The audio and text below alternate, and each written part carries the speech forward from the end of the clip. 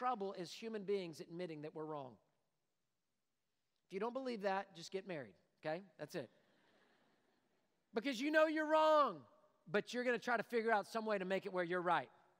And that ends up being a little bit of a battle in marriage. That's a problem. We end up where we have trouble admitting that we're wrong. Why? Follow me. Because pride is in us. We're prideful people. We don't want to admit that we're wrong. Well, what does pride bring? Well, the root of sin is pride. So we don't want to admit that we're wrong. We're prideful people, and the root of sin is pride. Pride produces sin. Humility doesn't produce sin. Humility doesn't produce sinfulness and wickedness. Pride does. When we say, I'm going to have it my way, in my fashion, in the way I want it, and nobody's going to tell me I'm wrong. And we end up prideful. That's how Satan fell from heaven, because of his pride, wanting to be above God. See, it's impossible to simultaneously choose sin and humility. When we're humble before God, it's the antithesis of choosing sin. So what do? We're prideful. We're sinful. We don't want to say that we're wrong. So here's what happens.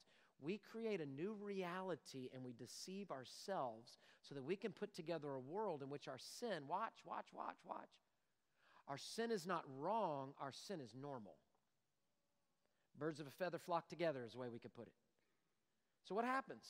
Well, the thieves like to hang out with the thieves, and the drunkards like to hang out with the drunkards, and the drug folks like to hang out with the drug folks, and the cussers like to hang out with the cussers, and the this, that like to hang out with whatever it is. And so we circle ourselves into a place. It began here. I know this is wrong. I know this is bad. And then it ends up in a everybody does it. You see it? Everybody does it. And that ends up being a sinful place, a prideful place, where we have basically created a new reality where sin is no longer sin, and we call darkness light and light darkness, and we plant this garden of our lives, and we pick up weeds and we call them vegetables.